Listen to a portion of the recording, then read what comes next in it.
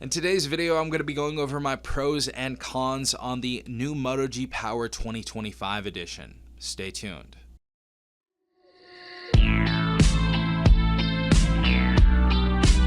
Alright everyone, hopefully you guys are having a good day. Hopefully everyone is safe out here. We have the Moto G Power 2025 edition right here. I've had this device for a little over a week now, and I've been really enjoying my time with this device. However, there are some things I don't like about this device, so we're going to be talking about those in this video as well. But let's go ahead and start off with the pros first. So first and foremost, I think this is an obvious pro. The design language and form factor on this device is very, very nice. Going over to the form factor, this is a very comfortable phone to hold just in general. We have that nice pleather back on here. We'll get into that in a second, but we also have a fingerprint sensor that doubles as that power button as well, so it's very natural and easy to open up your phone. The other thing is we do have Gorilla Glass 5 on this device, so this is going to help for anybody that shatters the screen of their device constantly on every new phone they get. This is going to add some more protection for you guys out there that tend to do that. But the biggest thing right here is the design language. As you guys can see, pleatherback, vegan leather. I just think it looks really good, and I'm sure a lot of you will agree that this device looks amazing, and it looks much more premium than a $300 phone. And this doesn't just come in this color right here, but it also comes in that leaf green color, and I feel like overall the way this device looks definitely separates itself from the rest of the crowd, so that's why I thought I'd put this down as a pro. Alright guys, so our second pro is going to be that we have an IP69 water and dust resistance on this device. This is going to be waterproof, I believe up to 1.5 meters for 30 minutes. So if you drop this in some water, you guys are not going to absolutely destroy your phone if you get it out in time. Now the reason why I put this down as a pro has to be that we don't even really see this on a lot of flagship devices. So it's very rare that we get this on a flagship device, let alone budget phones. So it's amazing that Motorola took enough care for their customers and they put that inside this device. So amazing to see that on this. Alright guys, so our third pro is going to be the solid battery life we get inside of here. Now, if you guys are not the craziest users in the world, you're not on your phone constantly, this battery, the 5,000 milliamp battery that's inside this device, is going to last you about 2 days on average. So if you're a moderate user, you're not going to be able to kill this battery within a day.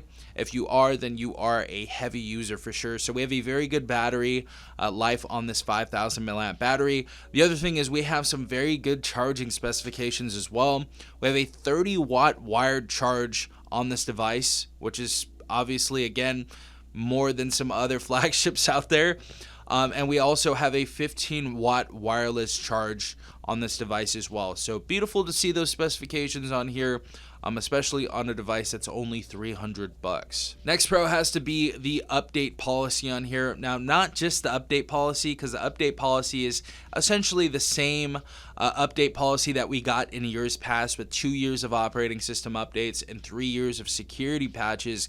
But as you guys know, and as you guys can see, we have Android 15 out of the box on this device. So a lot of devices that were released this year, including the Galaxy A16, did not release with Android 15. They released with Android 14. So we're already kind of up on the Galaxy A series right now because we released with Android 15. So beautiful to see that here. Also great to see the 2 years of OS updates and 3 years of security patches. So you are definitely going to be able to use this phone for years to come. And the last pro I'm going to mention about this device, and I'm sure you guys can add your own pros in the comment section down below, feel free to, but the last one I feel I should really talk about is we have some very decent stereo speakers on here. It's not going to be anything like flagship devices, but they're actually pretty decent overall. So I've really been enjoying my experience with the stereo speakers on here. I think they sound pretty good. They don't sound insanely tinny, so great to see that on a $300 phone.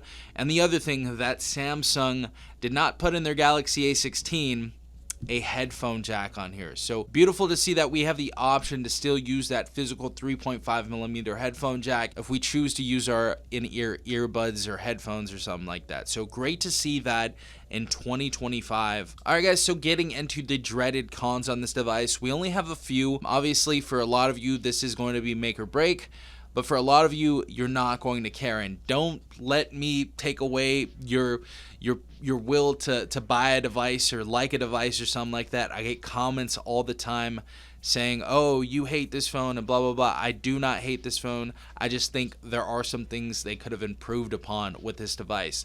The first one being the weak processor. So as you guys know, we have the MediaTek Dimensity 6300 processor inside of here, and it's very rare that we see predecessors have better processors than the successors, and in this case, sadly, the predecessor had a better processor than the current one inside of the Moto G Power 2025 edition. So we kind of have a weaker processor than last year. It's not too far off from last year's processor. Last year's is only a little bit more powerful, but overall, you know, you are going to have a pretty decent time on here. It's not going to be extremely sluggish, but if you're used to a more powerful processor, then you're definitely going to notice some of the hiccups this device has. But overall, my experience has been decent so far. It just sucks that we don't have a better processor, especially for this price tag, and especially since it's a newer device. Our second con has to be that we have no OLED or AMOLED display on this device. We are met with an LCD panel, and if you guys have watched my comparison between this and the Galaxy A16, that has a 90 Hz refresh rate, and this has a 120 Hz refresh rate. And the 90 Hz refresh rate looks smoother, it looks better. So AMOLED displays definitely look much better. They add a ton of quality, color. So it really sucks to see that Motorola did not add an AMOLED screen to the Moto G Power 2025 edition.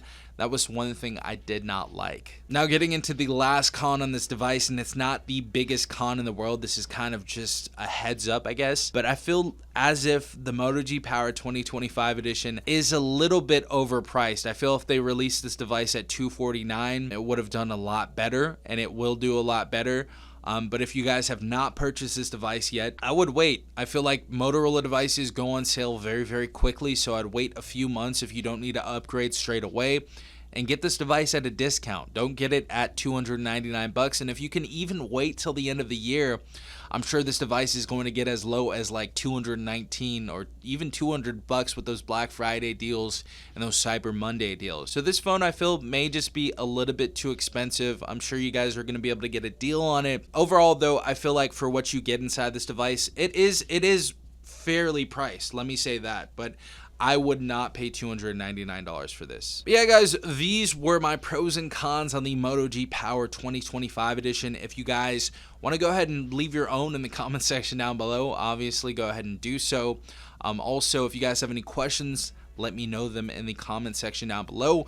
But hopefully you enjoyed this video. If you did, hit the like button, hit the subscribe button, and if you guys want to be notified about more videos to come, of course, hit that notification bell to be notified every time I upload a new video. This has been Stefan from TechRight. Peace out, Tech Gang.